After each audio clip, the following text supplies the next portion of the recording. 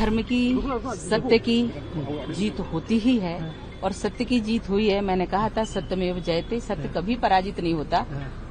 बहुत कुछ झेला, बहुत कुछ कष्ट सहा, बहुत कुछ किया, लेकिन देश के लिए जो भी कर सकते हैं करूंगी, किया है और आगे भी करती रहूंगी।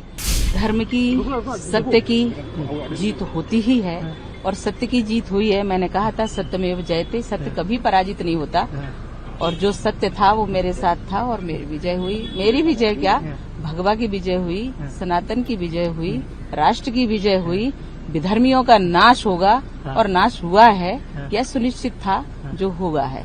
मैम 17 साल लगे इस पूरे चीज को, बहुत कुछ झेला, बहुत कुछ कष्ट सहा, बहुत कुछ किया, लेकिन देश के लिए जो भी कर सकते हैं करूंगी, किया है और आगे भी करती रहूंगी। लेकिन हम कभी भी देश को कोई आंच नहीं पहुंचने देंगे अपने जीवित रहते हुए। मैम ये जो कोर्ट ने कहा है कि इस चीज में हाथ जो ट्रस्टी या आप थे, आप कभी नहीं थे। कोर्ट ने कहा है कि जो आरोप आपके ऊपर लगाए गए थे पूरे झूठे। ये पूरा केस सिर्फ कांग्रेस ने अपने षड्यंत्रों के कारण इसको बनाया है, पूरा केस बनाया है। और जब कोई चीज बनावटी होती है तो उसमें आधार नहीं होता और इसलिए इस केस का कोई आधार नहीं था। विपक्ष जो कांग्रेस ने आरोप किया था उनको क्या कहेंगे इस बार? कांग्रेस तो विधर्मी है। कांग्रेस हमेशा आतंकवादियों के लिए रोती है, हमेशा उनको सम्मान सूचक शब्दों से का प्रयोग करती है, जी लगाते हैं, साहब लगा के बात करते हैं। और जब भी हिंदुओं का कोई काम होता है या देश की कोई बात होती है तो इनको विरोध होता है। और इसलिए कांग्रेस कभी देशभक्त पार्टी न बन पाई है न बन पाएगी।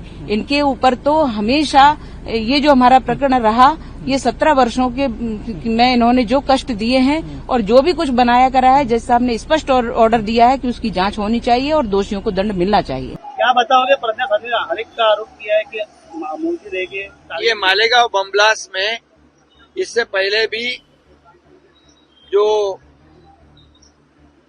ब्लास्ट हुआ, इसके बारे में ये भगवा दहशतवाद है, भगवा आतंकवाद है, ऐसा स्वरूप देने का काम तत्कालीन यूपीए और कांग्रेस सरकार ने किया।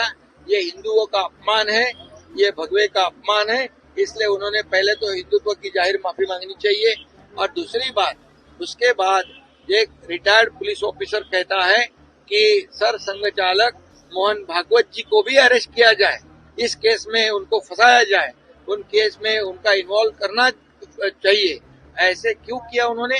क्योंकि इस पर ये भगवा आतंकवाद और भगवा दहशतवाद के ऊपर शिक्कामोर्तब करना चाहते थे वो, और इसलिए हिंदुत्व के बड़े लीडर इस केस में जोर जबरदस्ती से उनकी इन्वॉल्वमेंट करने की कोशिश। और अभी आज भी हमारे साध्वी प्रज्ञा सिंह जी ने कहा है कि आदरणीय प्रधानमंत्री मोदी जी का भी नाम उन्होंने लेने के लिए इस केस में उनकी इन्वॉल्वमेंट दिखाने के लिए उनको टॉर्चर किया गया। ये बहुत ही दुर्भाग्यपूर्ण बात है, ये बहुत ही निंदाजनक बात है। क्या ऐसे वोटों की राजनीति के लिए इतनी घिनौनी हरकत कोई कर सकता है? इतनी निचले स्तर पर कोई जा सकता है? इतने निचले स्तर पर राजनीति कोई कर सकता है? ये बड़ा नमूना ये कांग्रेस ने, यूपीए ने दिखाया है और इसलिए इसका जिसकी कड़ी निंदा जितनी करे उतनी कम है। इसलिए मैं यही कहूंगा कि ये तो मोहन जी भागवत जी हो, हमारे प्रधानमंत्री मोदी जी हो, ये देश को आगे बढ़ा रहे, देश का उत्कर्ष कर रहे, देश का विकास कर रहे, कट्टर देशभक्त है, ये राष्ट्रभक्त है।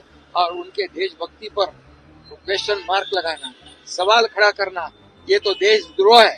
ये पाकिस्तान की बोली बोल रहे हैं। ऑपरेशन सिंदूर का भी इन्होंने विरोध किया, ऑपरेशन सिंदूर का भी मजाक बनाया। ये राहुल गांधी हमेशा ये पाकिस्तान की बोली बोलता है, पाकिस्तान में उनको बहुत उनका नाम होता है। राहुल गांधी ऐसे नमूने दिखाते, एग्जाम्पल दिखाते, देखो राहुल गांधी ने ऐसा बयान दिया, ये क्या उचित है?